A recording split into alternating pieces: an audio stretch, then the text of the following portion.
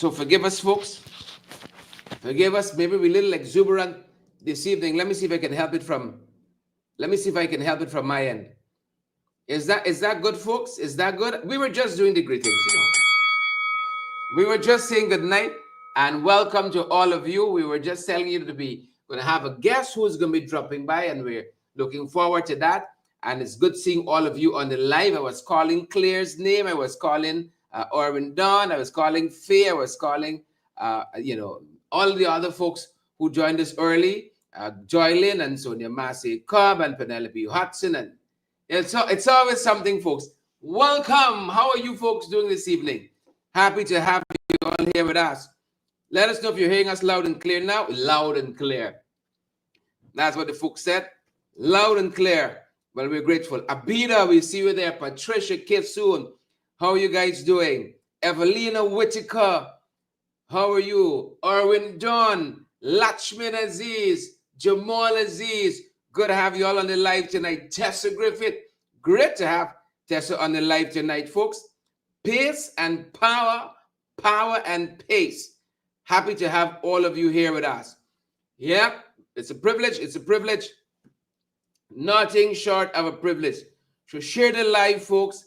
Smash that emoji button for us. We got a couple of things to get through, and then we're going to have a guest who is going to be joining us, and we're looking forward to that.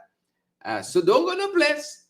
Don't go no place at all. Really good to see all of you here with us. We don't seem to have some of our controls this evening, so we're going a little manual. See, we're going a little manual. How are you folks doing there? How are you folks doing on the outside? How are you folks doing? Good to have each and every one of you with us, folks. Thanks for joining us this evening. And let's get to it. Let's get to it. We got a couple of things we want to share with you folks.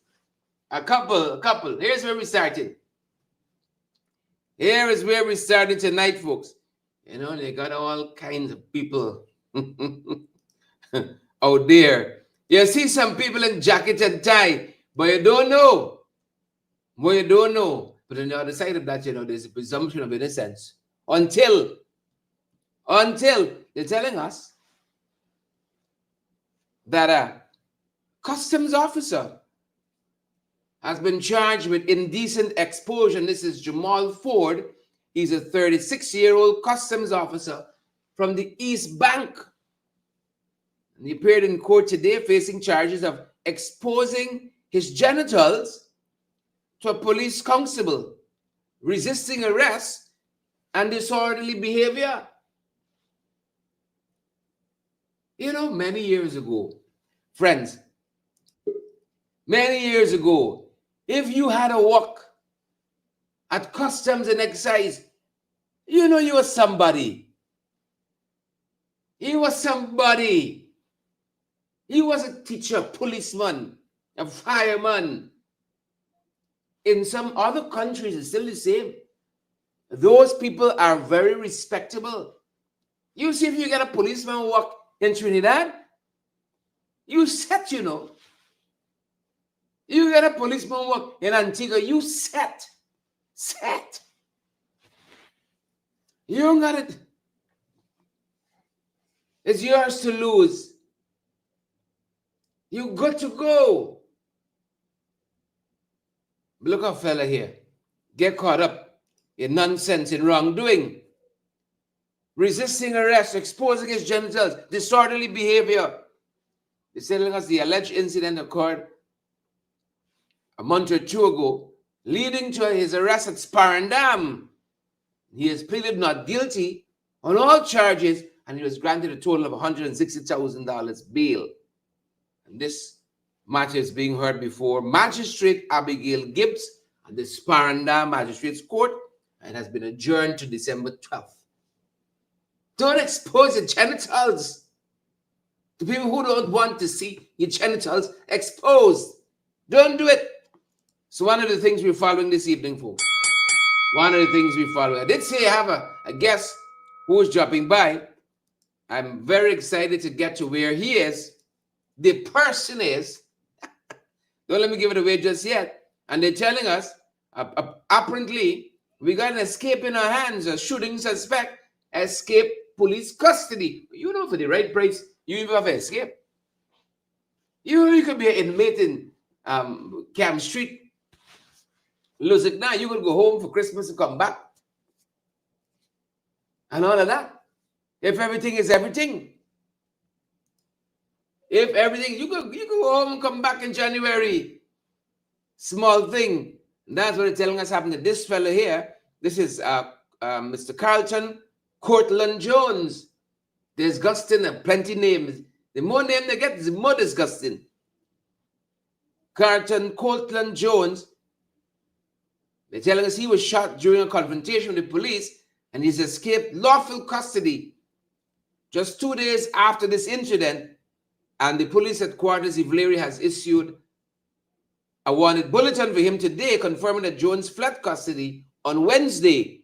And he's being pursued in connection to the murder of one Arlie Matthews, which occurred between October 28th and 29th, 2 years ago. The authorities are urging the public to provide information that could lead to Mr. Jones' capture. Let me specify which Jones. Carlton Cortland Jones. That's the Jones we're talking about. No other Jones. Carlton Cortland Jones. You see the fella there. Folks, I warn you, I know we got a lot happening. It's not easy things, you know. Plenty things happening. You see, some we think it's catching with us, you know. We think it's catching with us. Tell you, I don't like surprises. Y'all tell Melly Mel for me. I don't like surprises. She got to give me these things before she posts them.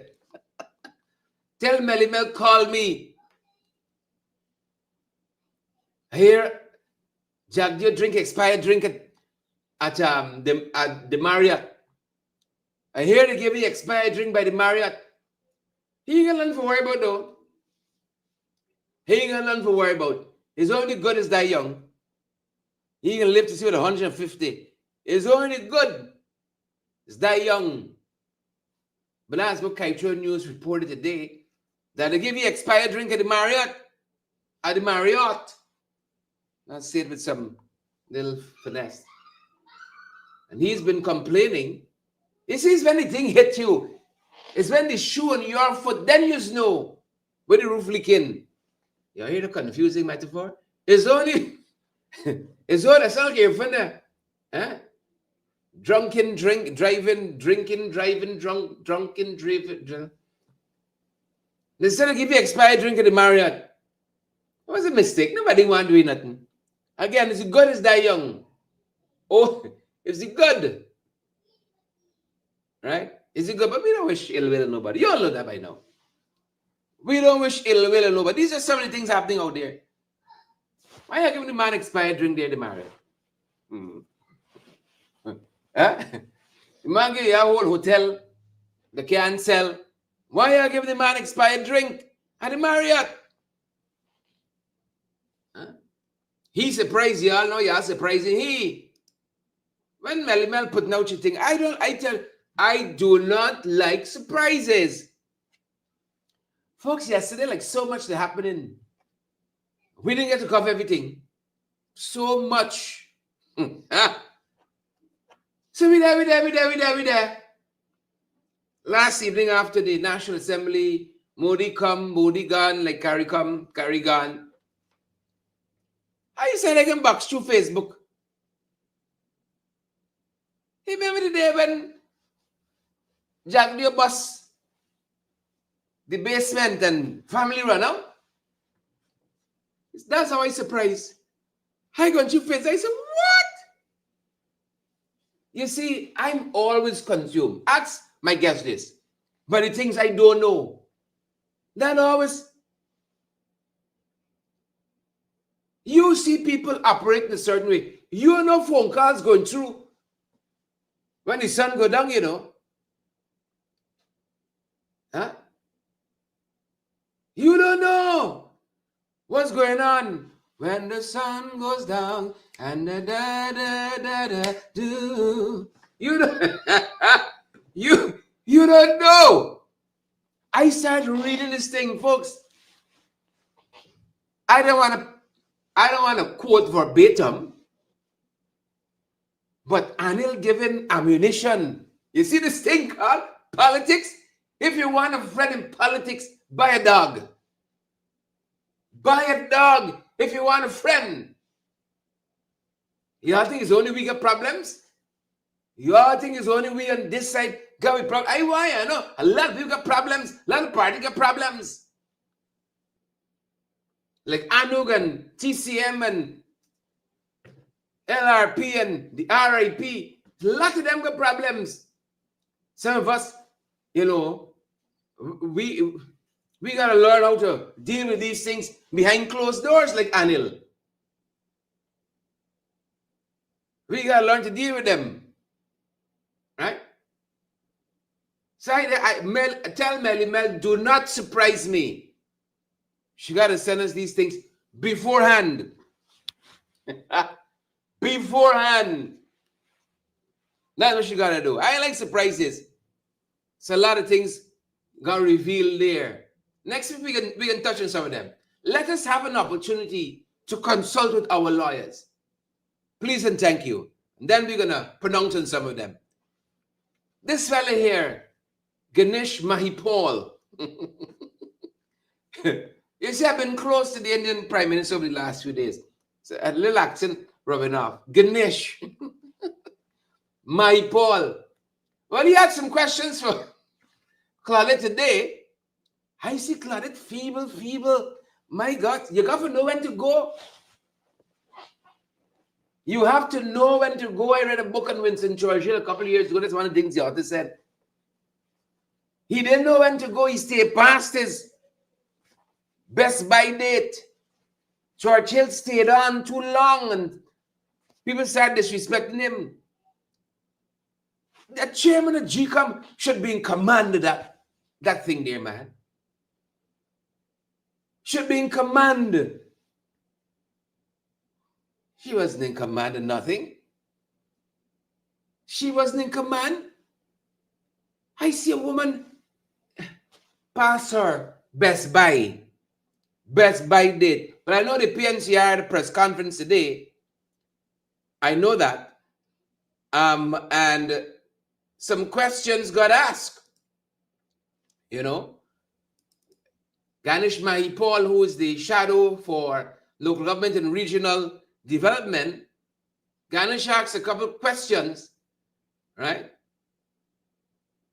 And I don't know if that is what flustered. It's not like it was just Claudette. Like everybody looked out of place. I don't know. I got my own quirks, my wife would say, my own quirks. So like some little things would trip me. Like you see them passing the mic on the table on the little ugly wooden old tray in this $1 trillion economy. Huh? I can talk about some of it just now. But here's some of what Ganesh said earlier on this press conference out of the People's National Congress Reform.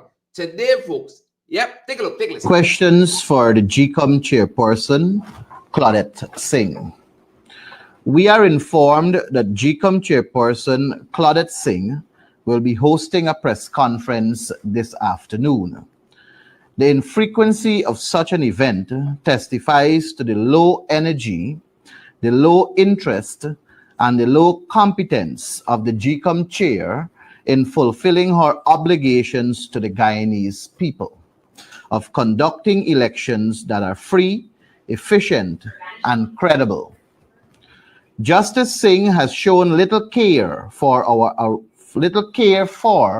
or awareness of her obligation to ensure the public can trust her stewardship and the Elections Commission. At her press conference, the GECOM chair must provide satisfactory answers, at minimum, to the following questions. You know, Ganesh had me there at low energy. Ganesh had me, and he hit it on the head, you know. He hit it on the head. Low energy. Folks, I'm privileged to have with me this evening the one and only Ganesh Mahipal, star boy. Ganesh, welcome. How are you doing? Hi, Sharad. Good night. I'm good. I trust you're doing well also. Well, I am better now that the press conference has concluded because it was torture. There was structure. Ganesh ain't special, right? Maybe a little bit. But this, I mean, this is a professional organization. They should know how they're viewing the public. Oh, buy a PA system, rent a PA system. What is integral for GECOM is that people can hear clearly, not reporters only, members of the public who are listening on. They can see you clearly. The fact that that GECOM more or less relying on the reporters to get the message out there the way they did today is really, really abysmal and telling. GECOM should have been sharing this thing live. Suresh Bali used to do that. This press conference should have been streamed in a professional way. I'm grateful that News Source did their part and brought it to us. But to see mics on a little wooden old tray, I see the tablecloth right up in one part. These people are ready for prime time, and the content, if the aesthetics were nothing to go by, the content, they didn't seem prepared for anything at all. Welcome, Ganesh. Gerard, I know it's a very serious matter. What has happened there at GCOM has really caused me to worry a lot based on what I have recognized at that press conference. I'm sure the entire Guyanese population is scared right now to put an entire election into the hands of these people. Claudette, as far as I'm concerned, was basically clueless, completely clueless. Questions that were direct, that required direct answers, and where she is supposed to command her space to Mhm. provide that degree of answers, you could have seen that she was not prepared to answer. She had no idea what the answers are, and she was relying on those other people around her there, and even they were clueless as to what is going Correct. on. And Correct. if it wasn't so serious, it would have required us to make a comedy show out of what happened there at GCOM. And this is supposed to be the institution mandated to hold free and credible elections, and elections that are free from fear. They're supposed to be so transparent that they're supposed to provide information to the population. Yeah. And it Yeah. is so scary what we saw there coming out from GCOM press conference. It's best they didn't have the press conference. And I felt the exact same way. let us continue to batter them day in, day out, calling on them to come and reach the public as opposed to what they did there. It is as though they came out due to pressure, but they added more stress on the Guyanese population because they demonstrated their ability of being clueless. They demonstrated their ability of not knowing what really is happening. And I doubt whether they will be prepared for a credible elections in 2025. It looks as though we're heading down into a road where there will be problems because political parties will have cases that they will need to rectify and address. And it doesn't look as though Claudette is ready to do that. And we saw it in 2020 elections. She did not know what was going on. She at one time said one thing and another time held a different position. And she was bob and weaving all the time in 2020. It looks as though she's going to be worst in 2025 elections. And you said it right. Claudette ought to know that it's time for her to go. She is Yeah, and simply tired. You can yeah, see it in and her I'm not face. just She's saying that tired. lightly. I'm just not saying it lightly. Folks who support the PPP who are watching us, don't take our word for it. You go and watch the press conference, and you tell me if the people sitting around that table should be anywhere close to where they are. No, this is, and that's why I said when we started, this wasn't just Claudette. You can make allowance. Maybe it's an off day. Everybody not seem to want to be in that room there But talking I about GECOM. But in all fairness to Kurt the Silver, I could have seen from his body reaction and I could have seen from the manner in which he was trying to give an articulation in terms of what's happening, it's as though he has an idea as to what it ought to be. But remember, he's just a legal officer. And at the end of the day, you have Vishnu Prasad sitting down there looking clueless, Anil Giddings trying to be like if he is the boss over Vishnu Prasad. And Claudette, the clueless woman, doesn't seem to have any sort of control over what is happening at GCOM. You read body language. And you could have sensed it was so dismal, it was so weak, clueless. It was a shameful press conference, and GECOM should be ashamed of themselves to come out Yeah, in front of the population and yeah. deliver something like that and call it a press conference. I was I shocked. think let's pick up on that because I was equally shocked. And I think Claudette has to go home tonight and weigh in her mind if she has the energy for this work. Um, there's a phrase that we use colloquially here. The person just dead, and that was Claudette in this press conference. She just dead. And it's only when people were asking her why you're dodging the questions and so on, she started to get a bit riled up. I know, Ganesh, you had some questions for Claudette Singh, chairman of GECOM and GECOM, in your press conference earlier on today in the PNCR. What were some of those questions you were putting to the GECOM chairman? Well, when we learned that they were going to have a press conference, we thought it best to let them know what are the questions that we would like them to answer, and Claudette in particular. And the first question was, why did she prevent GECOM from fully examining the verified evidence of voter impersonation submitted by the APNU AFC, which could have allowed the commission to determine what measures are necessary to prevent a repetition of such breaches? That was a simple question. Very, very simple. Why did she prevent GECOM from fully examining the evidence that we submitted? The second question was, why did she vote against the proposal that GECOM should conduct an evaluation of its management of the March 2020 general and regional elections in line with standard operational and administrative practices to correct any deficiencies and make improvements? And any good manager would know that when you are overseeing an organization, you would do an evaluation to know where you went wrong so that you would not be going wrong again when the time comes again. But she didn't answer that either. The third question was, is she not concerned that her consistent voting in cahoots with the PPP commissioners would create the public perception that she is in the PPP's pocket? I don't know. That one may have triggered her, and that is why she was reacting that way to Gordon Mosley. The fourth question we asked her was, what has she done to foster public and stakeholder confidence in herself as chairperson and in GECOM? Mind you, this is the chairperson of GECOM who is receiving a fat cat salary and is supposed to deliver to the Guyanese people, is supposed to show that she's competent to sit there with that 1 point something million dollars of salary and then a set of allowances. I think it Yeah, accumulates yeah, to somewhere yeah. around $2.3 million a month. The fifth question was, does she understand why many in society have lost confidence in her and are calling for her to resign? And her answer to that was that she's going to resign when she's ready to resign. Well, listen, this country saw a failed individual.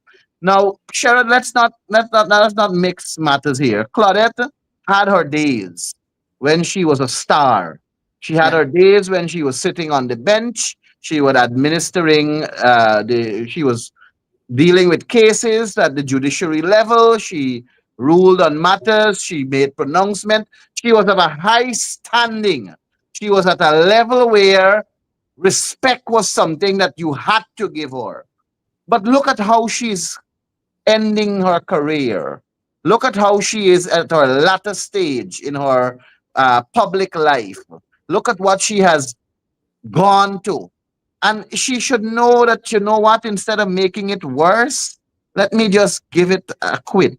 Let me come off now and let people remember me on the bench and how good I was. Let them remember the good things I've done. Yes, the Pereira case that I ruled on and what's not. But you mean to tell me you're going to value that 2 point something million dollars over your integrity, over your image, over your personality, and you're going to allow an entire nation to cast a judgment on you, to dub you as a wicked woman, to dub you as a lazy woman, to dub you as an uncaring woman, to dub you as a woman who just seems to be filling up a space and not delivering to its people? Is that how you want to finish your career in public life? It cannot be. It cannot be. And I hope she reflects on all that has transpired today and recognize that she is worse today than she has ever been. And I think you said it right. Might as well it didn't have a press conference. Let's take the issue of whether she would resign, as you said.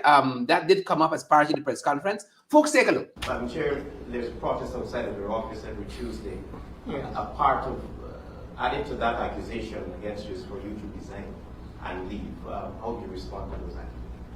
Two very different questions. Yes, very different. But I think that's part that you can. I can't. They have a democratic right to protest. And calls you to resign? Well, I don't know about resigning, but I mean to say when I want to resign, I'll resign. Yeah, when I want to resign, I will resign. Flap y'all.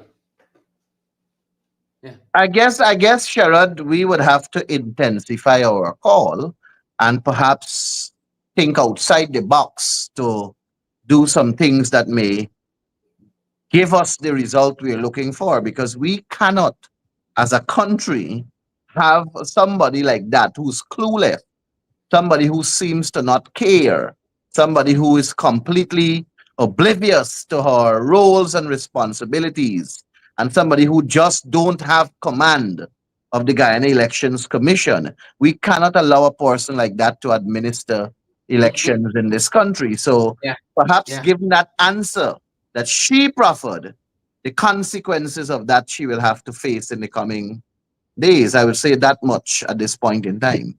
Yeah, you know, when I was looking at this press conference, I tried to do it a little detached from the emotion of the politics and all that. I kind of wept. These are some individuals who should be operating at a high level as professionals, as executives of such a sensitive organization.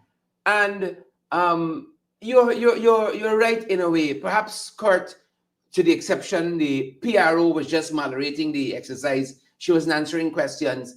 But the other three individuals didn't even seem bothered that they weren't on the A game. It was like they just wanted in a room, they had people there, and they were having a light conversation. It's not that GECOM hadn't had a press conference in months, and you had a chance now to give the public a reassurance that we are the people for this job, and to give a reassurance that we're on safe footing for the next election. I called a few folks after this press conference, and I said, what the hell did we just witness there? What did we see there?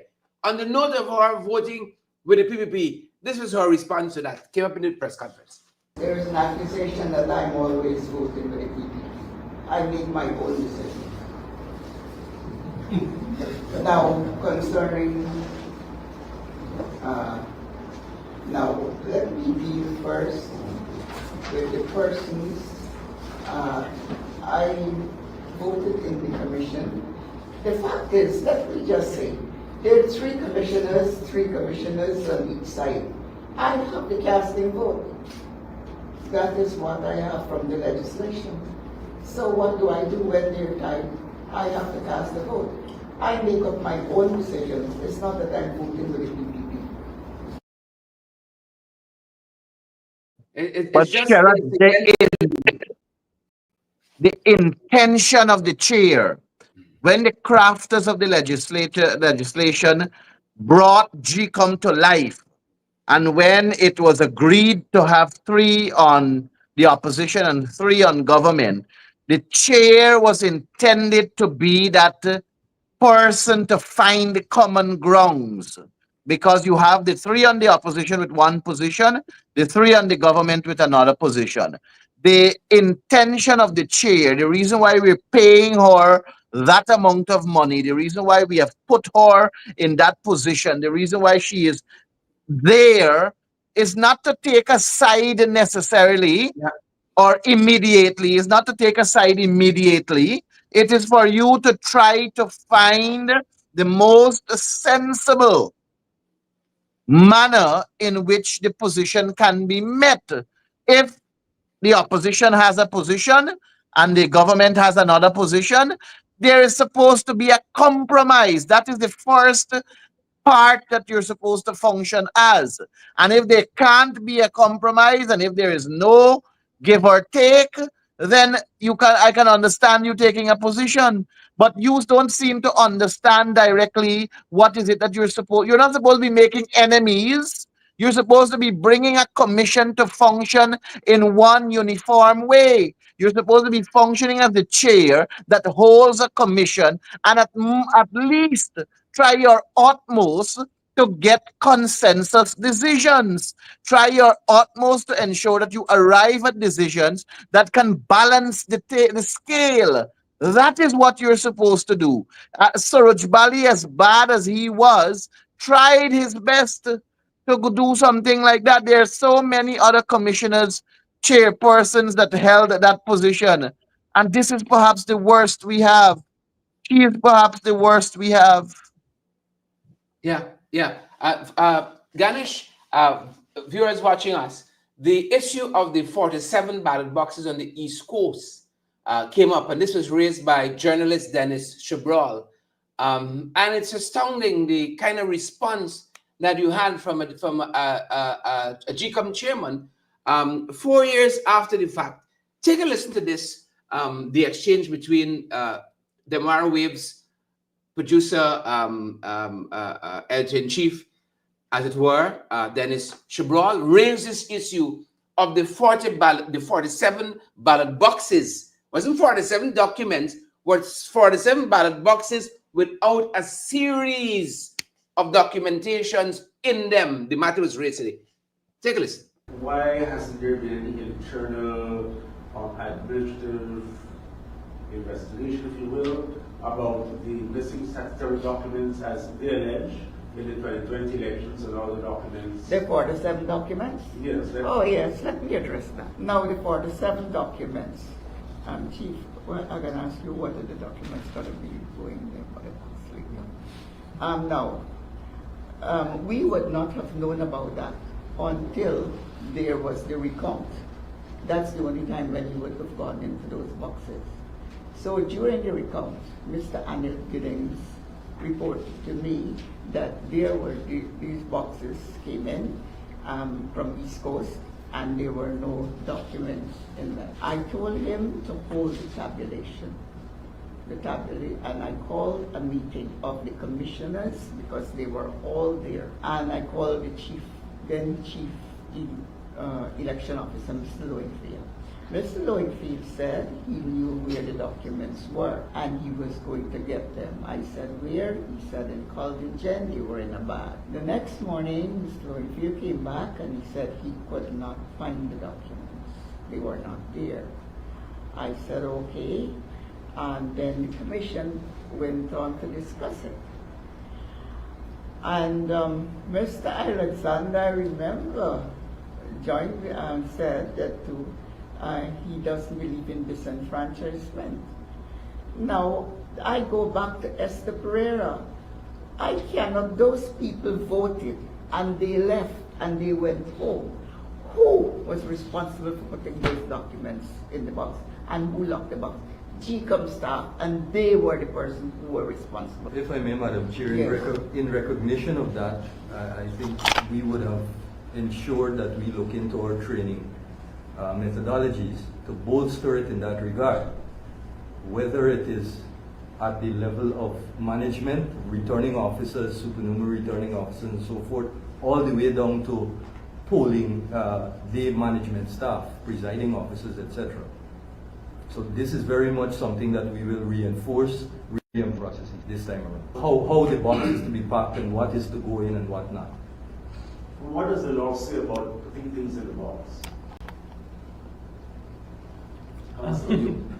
Yeah, so there are very specific things in terms of how sensitive materials should be treated with and so on, and that's what Mr. Giddings is referring to. We are working on the manuals, including myself, to ensure that the training that is done for the upcoming elections actually guides persons to do what is correct and does not leave room for them to do otherwise. But what I'm asking you, what was the representation of the people answer? Whether anything should be in the box other than votes? Whether anything should be in the box Other other than than the votes. vote. Yes, there is specific. And Ganesh, that is the crux of it there. I think Dennis asked all the right questions. What does the law say? And the law spells out what should be in the ballot box. And perhaps this is why the petitions were being fought tooth and nail, even though these people claiming they won the election square and fair. And if Guyanese had not been following up to this point, in villages that traditionally vote for the PPP, in those ballot boxes, the documentations were missing. This is the count. Ganesh, you know the list better than I do. The count of files, the stubs, the poll book, it spells it out there. So they Yes, say there's actually manual. it's actually P1 to P24 that you have, or 25, and these PEs, some of them are categorized as sensitive documents, while others are categorized as non-sensitive. And like you have the official list of electors, you have the folio, you have the stubs of the used or the counterfoil of the used ballot papers, you have tender ballot papers, you have ballot papers that were not used, and a series, you have the poll book, you have the oaths of identity, and all of these things are they are categorized as sensitive and non-sensitive, and the sensitive ones ought to be in the ballot boxes. And the question was asked, but you saw when Claudette attempted to answer, she started with a little bit of pomp, like, okay, let me address Let me that, have this one. and Let me and you have, didn't let me have address it. She did not address it. In fact, when the claim was made that there are persons who migrated and their names were ticked off as voted, or there are persons who are dead and their names were ticked off as voted, and that list was submitted to Claudette sent that list to the chief immigration officer. She sent it to the police commissioner, who's the chief immigration officer, and asked for him to verify. And he had to utilize the office to check and to see date exit, date return, whether deceased or not, or whatever the case may be. And he responded in terms of the migration claim that was made. And I think out of a list of 180 or somewhere thereabout, he responded in the positive to say 170 something were Ganesh, out of the jurisdiction. it is important to know it was Claudette Singh, the chairman of GECOM, who wrote to the chief immigration officer, who is the commissioner of police. Yes. She didn't seem to remember that this afternoon. And she said in 2020, she said that these concerns are very serious.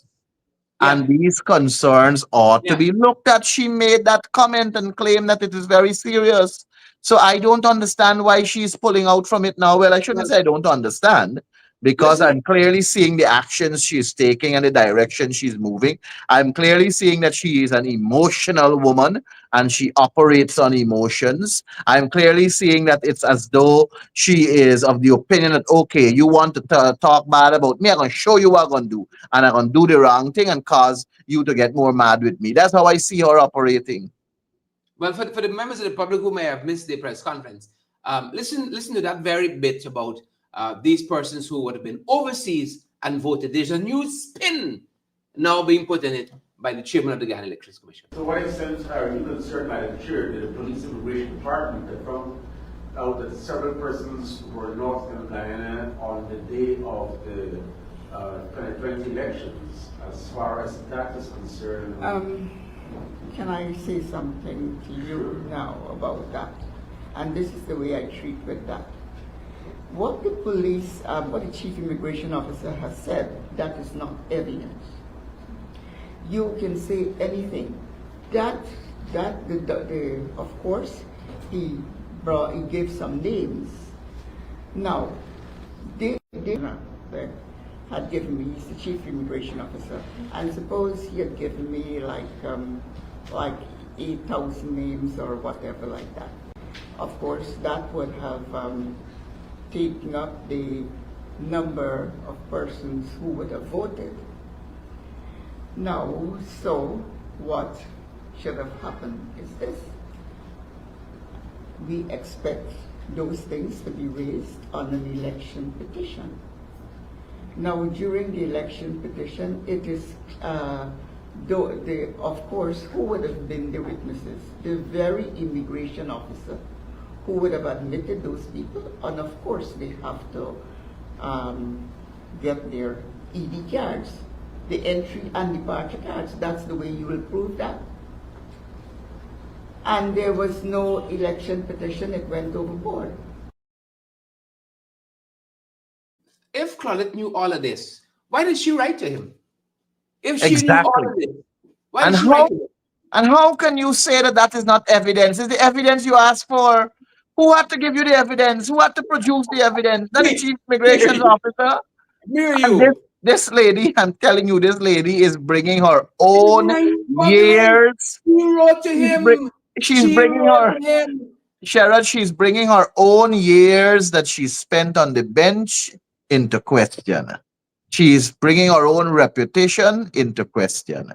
And she is causing her own, what was supposed to be a good stint in the legal fraternity, into question when you're going to talk these kind of madness. A preppy child would know that that is madness. She has contradicted herself. She wrote to the chief immigration officer, as you said, saying these matters are substantial. And up to this point, we've only heard it was a handful of persons. She's now admitting it was over 8,000 names that was applied to her as being overseas, but yet miraculously haven't voted. And perhaps that is why Anil Nandalal hasn't come back as yet with the names that he took also. Because when they came to power, when they were installed in 2020, he asked for the list. Yes, he collected it based on what I understand. He collected it. And he went to verify, and he didn't come back yet.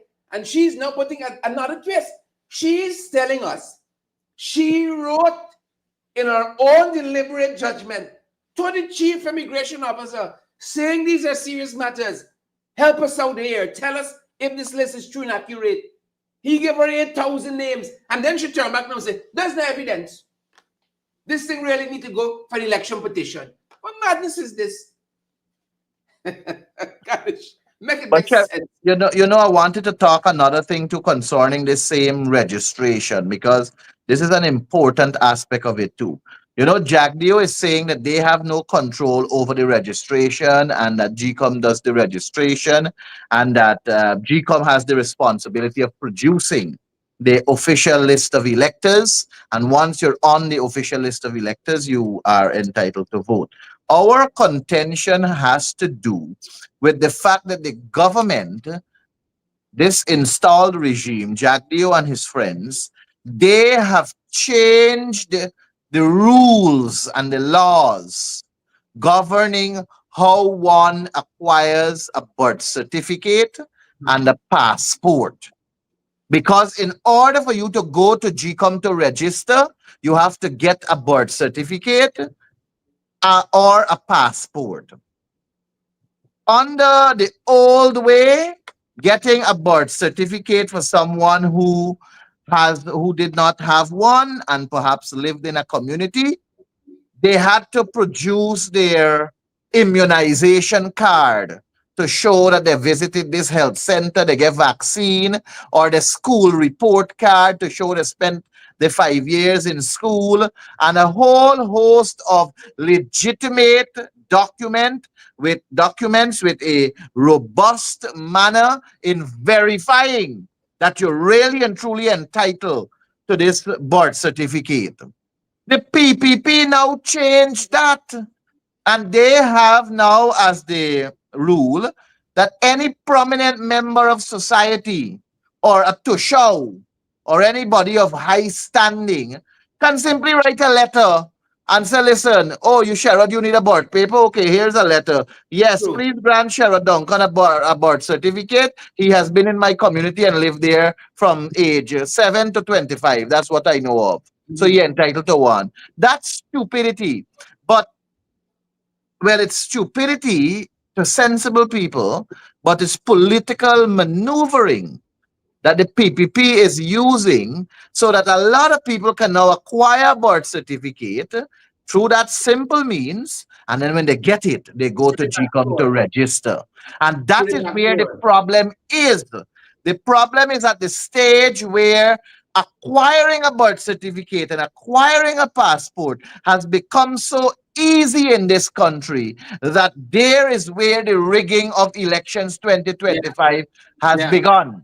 Yeah. And that You is know, how they intend to do it, because you're going to get Julio somebody or Hernandez or whatever is the name from the far west, going to come to GCOM in his Spanish language for a birth certificate. The simple letter from some Tushao in the far west is going to grant him that letter. He going to go to GRO, gets the birth paper in the name Julio Hernandez, born at yes, such a place or whatever the case may be, and then he's going to take that and go to GCOM, can't speak English, but then he gonna got to get the registration because he got a birth certificate.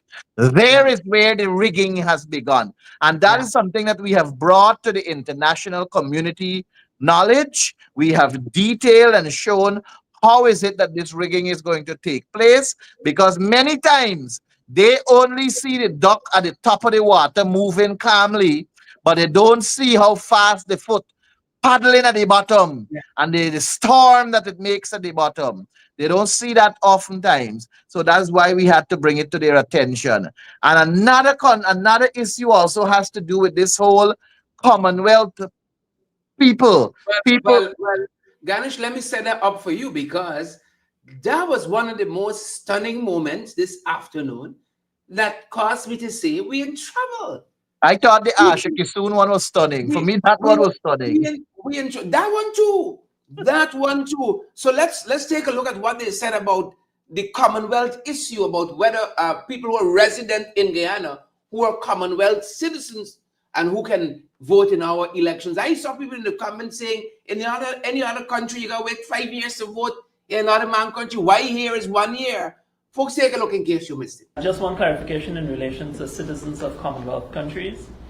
The Constitution and the National Registration Act both provide for citizens of Commonwealth countries to be registered if they are domiciled and resident in Guyana for 1 year preceding the qualifying date. So it's not just that they're living here. They need to be domiciled and resident.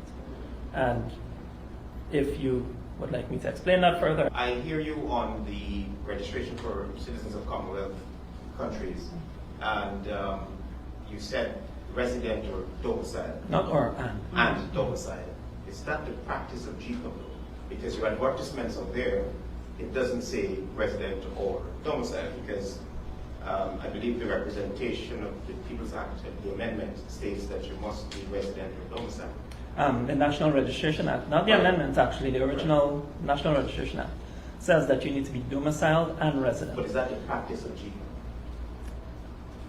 That would be something for more seasoned members to address. Thank you for the question. Let me start out by saying, without any reservation, that it was only at the point where this legal officer brought this need for the criteria of being domiciled in Guyana that we started to focus in that direction. Before then, and those of you who may know, going back to since 2001 when I joined GECOM, the practice had always been to apply the criteria of citizens from a Commonwealth country living in Guyana for 1 year or more preceding the qualifying date. Yes, you are correct that the advertisement, the guidance out there that was provided to the general populace, as it turns out now, would have been inaccurate. That will certainly be corrected as we move forward. So GECOM misleading the nation. And says the opposition. But GECOM said we've been misleading. And Sherrod, the law is very clear. The law didn't say domicile or resident. or domicile/resident. It said domicile and resident. Domicile and resident. And people can use Google simply to check what is the meaning of domicile and check what is the meaning of resident. But I want to read the entire part so that people will know that it's taken from the Registration Act.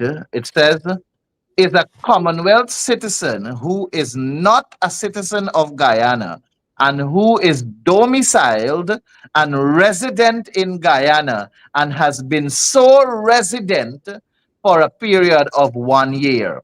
So you could got people who could come in this country for 1 year, and that purpose that they come in for is just to work, but they got all their belongings in India, or they got all their belongings in Bangladesh, but they come and they get a work permit from the Ministry of Home Affairs for 1 year, and they work and they get their money and they send it back to India for their family, or they're sending it to Venezuela, or they're sending it to Bangladesh to their family.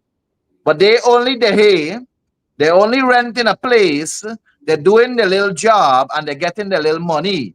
You got expatriates who are in this country and they got to be here for longer than 1 year because they may be working in the interior for uranium exploration, gold exploration, manganese exploration, or mining, and their skill requires them to be here longer. So they may seek regular extension at the Ministry of Home Affairs to stay, and they end up accumulating more than a year. They are not entitled to be registered because they are not domiciled and resident. When the law spoke to domicile and resident, it means that you have to demonstrate that your intent is to stay in Guyana, to live in Guyana, to make Guyana your permanent abode, to ensure that you demonstrate that you have moved completely from where you were and you are seeking to establish yourself as a resident domiciled here in Guyana. But that is what is the intent of the law. But these people think that they are going to bring these outsiders and use that little part to get them to register. And that's the sad reality of elections in Guyana now. That's what the international community ought to understand. And when you come and you speak here about true democracy, real democracy, the passion about democracy and how important democracy is, there are these loopholes, there are these underground movements, there are these shifting of plates at the bottom that we don't seem to want to delve into and examine carefully to recognize how the rigging is taking place. Elections are not just about that day. Elections are not an event. Election is not an event. It starts at 6 o'clock on election day and ends at 6 o'clock in the afternoon. That is not what elections are about. Election is a process. Election begins with the generation of the list of electors. And the list of electors is generated from the electors them presenting documentation to show their validity to be on the list. And that is where the issue has begun in this country with election rigging. The issue has begun with where the list and the documents to be on the list are generated. At the GRO, that is headed by Bishop Edgill's brother, and the post office, that is under the Commissioner of Police and being directly managed by an assistant chief immigrations officer. Those two places that are generating the documents, there is where the problem is first and foremost. Then they come to the list.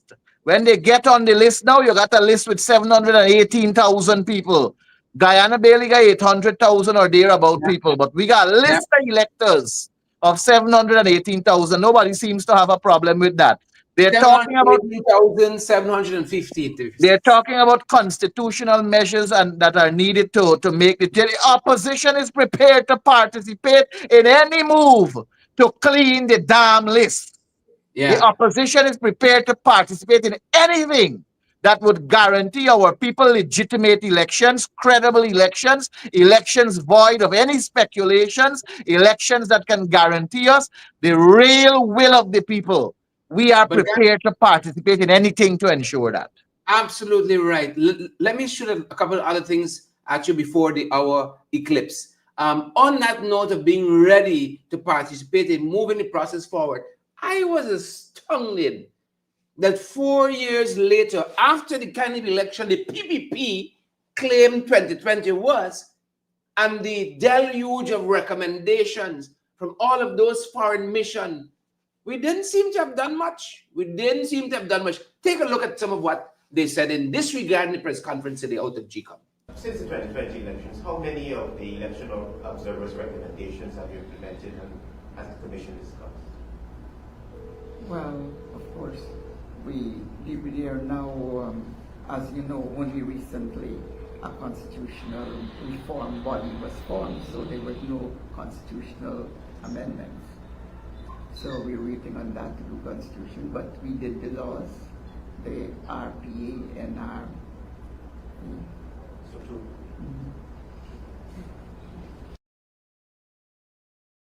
What was telling in this press conference, Ganesh, viewers, is that so many times you had moments like that. You hear that lull there, and that's like astonishment. When nobody can say nothing, the whole table looks bewildered. 4 years. You had several reports. You got Commonwealth had their team. You had the British, the Americans, The OAS. Center, the OAS, a number of these countless recommendations. We take a whole program like this just for us to go through them. And we've done nothing. And we claim how these elections were rigged and who attempt to rig and rig. So many recommendations. Changing up the composition of GECOM, tabulation of results, announcement, a whole plethora of recommendations. We do not do them. It looked like somebody won the system the way the system there. Because it is going to favor them and the people that they have there. Claudette is going to act in the People's Progressive Party's interest.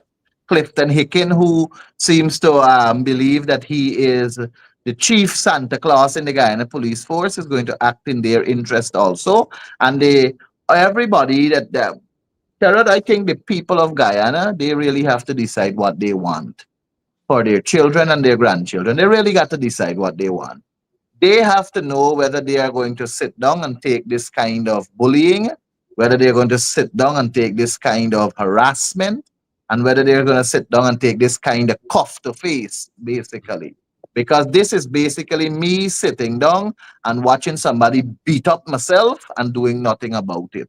And they have to know whether that is what they want. I mean, I always say we come on programs like these, we appear at various fora, we speak and we demonstrate and we engage with the diaspora, we engage with the diplomatic community, and we bring all of these matters to their attention. But the Guyanese people themselves, they have to decide what is it that they're going to do to complement our action.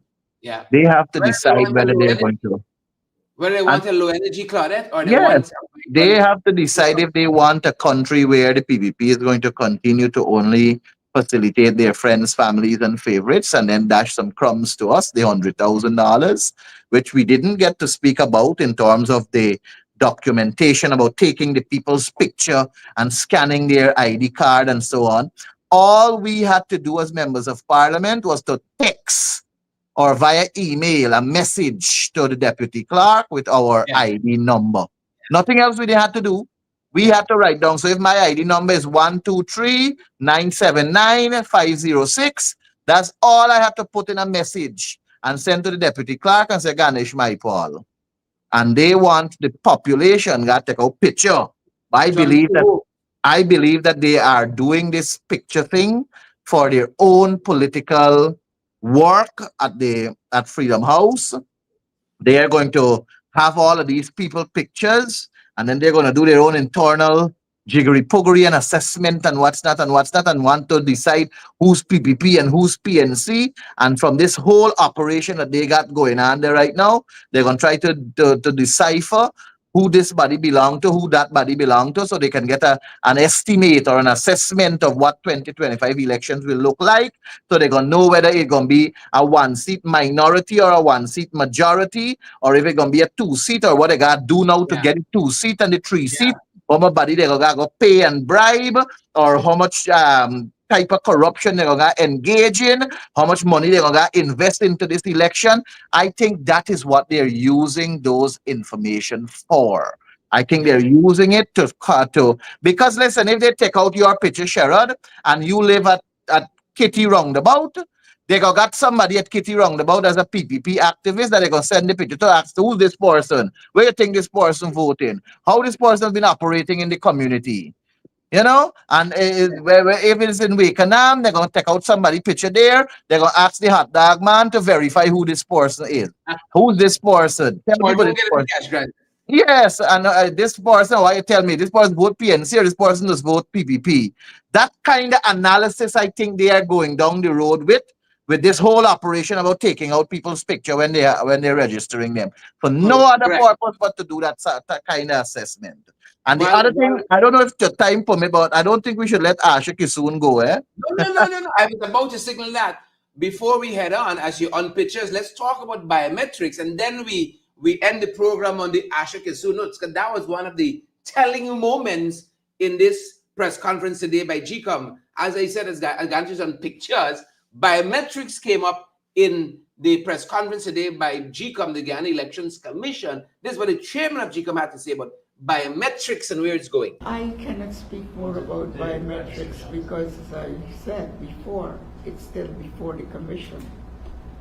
Yeah, I'm not asking you about it. I'm just trying to figure out what were you trying to determine in the first place, and what are you now trying to determine?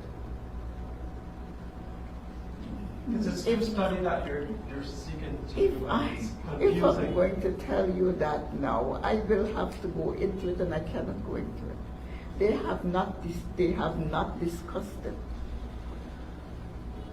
We have to first discuss it. Do these commissioners give you a headache? They have not discussed it. It was there for about a week or two, and they did not. They wanted biometrics all the time. They're saying they want it, and they just went around. Right now, one set had said, look, let us put it first to the stakeholders.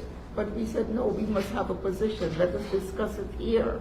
So that is where we are now. So on the next meeting, which hopefully will be Tuesday, I'm expecting them to discuss the study. So according to the chairman, biometrics has not been discussed thoroughly at the commission. It was Gordon Mosley out of News Source that reminded the commission that this issue has been on the GECOM radar since 2019, I think it was. It was budgeted under the coalition government for us to start the process of biometrics. Here is David. Mr. Giddings, I think, if my memory serves me right, and you can help me with it, in 2019 as IT manager, didn't you spearhead a study or compile a report on biometrics and present that to GECOM? Gordon, you know you have a lot of outside information, or inside information, I should say. I would say this, and I don't want to preempt any discussions at the level of the commission. That yes, there was a document or a discussion at the level of the commission with regards to this matter. There was no decision. I don't believe that discussion went on for more than a single meeting. And it was all in an effort to, it is while discussing the budgetary proposals that were presented by the Secretariat to the Commission, there was a particular piece of equipment that the Commission wanted to decide on whether it should be included in the budget or not. And that was where that stemmed from. And your report also gave a timeline. If we were to move to biometrics, this would be the period we would need to prepare for that. Well, no, a timeline was not proffered. 18 to 24 months? A timeline was not proffered in that regard. Madam Chairperson, you're aware of this report? No, that would have been before my time. So all those biometric stocks, you're not asking, is it we do what? Well, nobody mentioned that. So now that you know, I understand there was a scanner. They asked about the scanner. That's all, but I do nothing but biometrics then. Look, as part of my duties as IT manager, I was required to inform and advise the Secretariat through the Chief Election Officer and the Commission about, improvements to the registration process and systems that we may put in place. Currently, we do use biometrics to determine the uniqueness of a person on the register. Notwithstanding that it's done in a manual way, the suggestion was to propose to the Commission, not for the implementation of a system to move from manual to digital capture, but to allow the Information Technology Division the adequate resources so that they may test and code and develop some platform and recommend adjustments to the registration process that will see such an introduction. So I don't think we ever arrived at even a discussion about implementation, maybe up until now, where then at that time the IT division was asking for a scanner and some other equipment to go ahead and do their work or our work at the time in a manner that would provide a proposal, so to speak, that this is what can be done and there is where your timelines and so on will come into. So it was all preliminary at that juncture in 2019, 2018, if I recall. GECOM doesn't seem to get to a conclusion on a lot of matters. A different level of madness. Yeah. A different level of madness. Yeah. One time biometrics, no. One time, yes, we use in biometrics. Then you hear Gordon, no too much inside information. Yeah. What is so private about you No doing a timeline, then we have research for it? timelines. Yeah, because that is the nature of what they do there, right? It's cloak and dagger. It's like a set of people dressed up in suits practicing sheer scampishness. Yeah, precisely. And the big ass of it, perhaps today, was the Ashikasoon matter, the joiner party, which is Anug. But that one was laughable. I have to laugh for that one. TNM, and who's the other one? LBJ? LJP. LJP. This is Schumann's party. And what they said about that, it seems as though GECOM could act on this matter, but they're failing to act. I wonder why. It seems as though the Speaker of the National Assembly can act on this matter, but is failing to act on it. The joiner seat conundrum, folks, according to GECOM. Questions for the GECOM chairperson. Madam Chairman, just before I about this and all of that, how is the Commission addressing this, and how is the Commission being guided by the law on what it says about the treatment of joiner parties? How are you being guided, and why have you been acting much on it? You mean the last election? Yeah, the last election, the joiner. Kurt, you Well, I don't know what you are referring to in terms of the treatment or how you treat with Well, you them. have But exchanges of letters from who is the actual... I can say this much. The Representation of the People Act addresses this issue. It says how joiner parties are to be treated with. It says how seats are to be allocated to join the lists. And it says how seats are then to be further allocated among the parties that form the joiner. Can you explain that to us, if you can, in terms of who gets the seat, as in this situation that we have now? Okay, so according to Section 97, we're a combination of lists. That's what it's called. Where they are awarded seats. Those seats are awarded as if they're one list. But then Section 97(5) says that seats must be further allocated among those parties in the same way, using a different electoral quota. And the different electoral quota is the number of votes that they got. Now, obviously no individual party would have gotten all of those votes. So then it goes to which party has the highest number of votes. And the seats are allocated in that way. So if it's one seat, the party with the most votes gets that seat. For the duration of the... For the entire period, yes. Yes. So we've seen this musical chairs with these parties. Is that an error on behalf of GECOM? And is GECOM going to seek to have that remedied when there's a row out there among a party in waiting and a party refusing to move. And just to follow up with And the LJP, I think, was the party with the most seats, GSP, right. the most votes. So how does GECOM fix that, Madam Chairperson, putting on your legal cap? And GECOM revoked the appointment of Dr. If, Kisum. if I may assist, Madam Chair, just from a legal perspective, it is for the Speaker, where a vacancy has to be filled, it is for the Speaker of the National Assembly to initiate that process by writing to the representative of the list and obtaining their extraction of who is to fill that list. And so when Mr. Schuman demitted, when he resigned, the Speaker did carry out that process.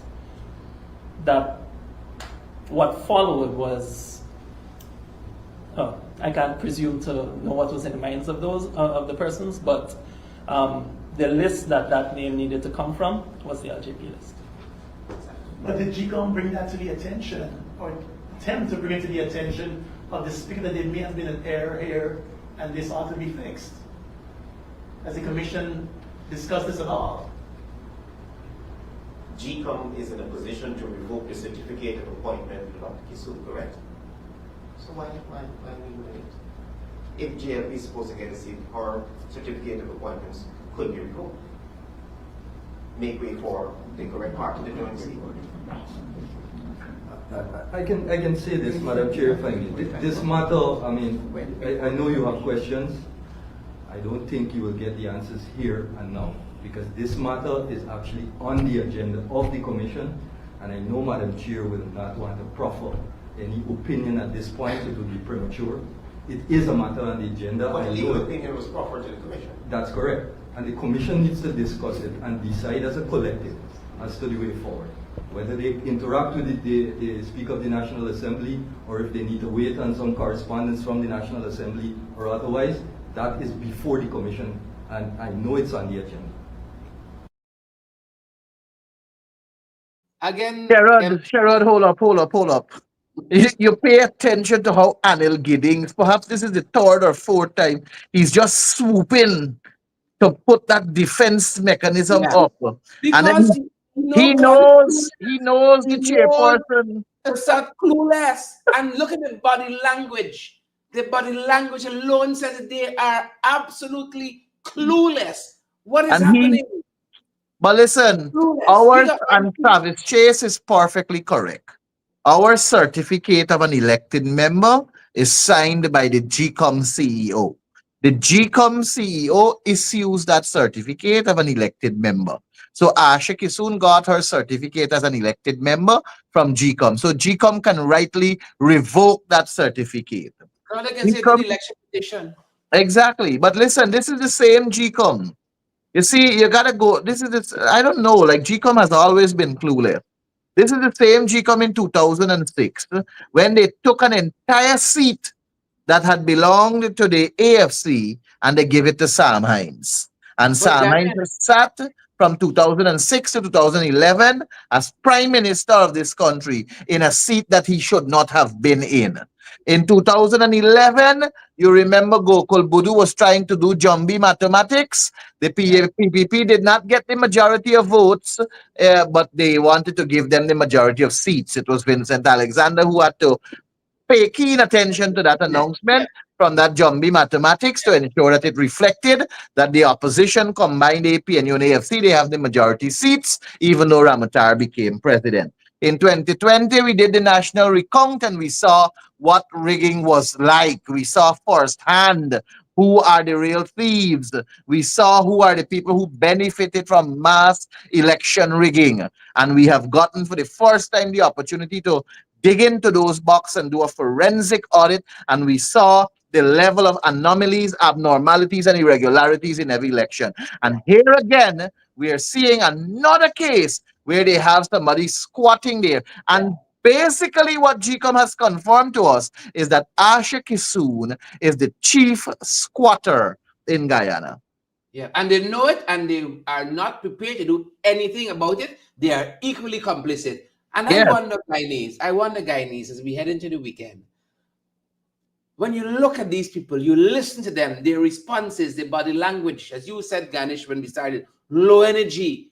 whether this country can depend on these set of people, Claudette and Giddings and Passad and whoever else in the background for cracking elections.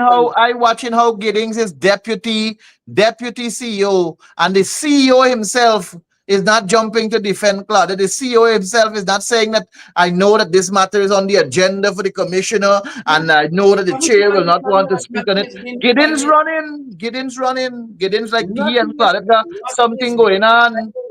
And you understand why some commissioners have been saying Anil was wrong for the job, Prasad was wrong for the job, and this chairman, she has passed her best by date. She has to go, and you understand why the observation reports coming out of the different the observer missions that were here made the kinds of recommendation. GECOM has not had a press conference in months, in a long time. And today, they call a press conference. They call this press conference because they got something to tell the nation. And all they succeed in Nothing doing to tell the is nation. telling the nation that they're incompetent and all of them should go. Gandhi, you have the final word, as we say. Well, as I said, Sherrod, that the people of Guyana, they have to decide what they want. They have an opportunity at their disposal to make it right. Elections are coming. We will like it to be credible. It doesn't seem as though we're heading in that direction.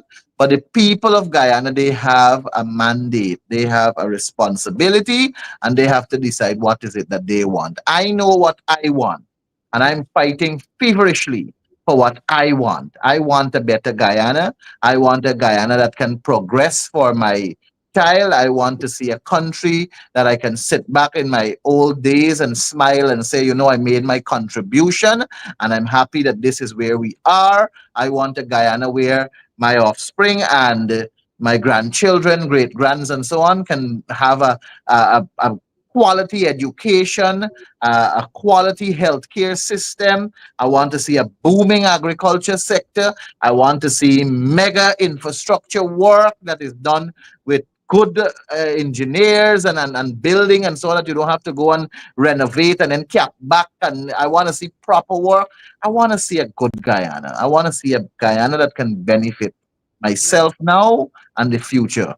And I can clearly not get that with the People's Progressive Party, because I have seen how they have basically demonstrated their degree of incompetence. They have basically shown us how corrupt they are, and they're all about a few to take as much as they can from this land, and then they have their residency in other countries which they can fly and go by anytime they want.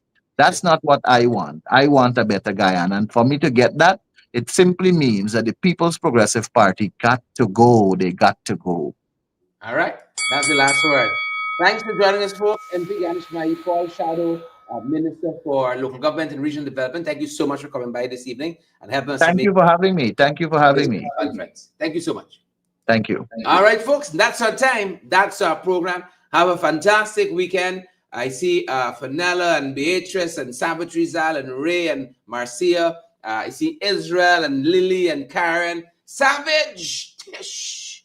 Good to have you on. Good to have you folks with us this evening. And Mark and Anthony and Alison Cortez. You all have a good weekend. We're going to see you guys in the next one. Sonia Massick Cobb, we see you. We see you. Yeah, so listen, let that sink in. Let that sink in. Thank you for those words. Interesting information. Let that sink in. We'll see you guys in the next one. Stay safe.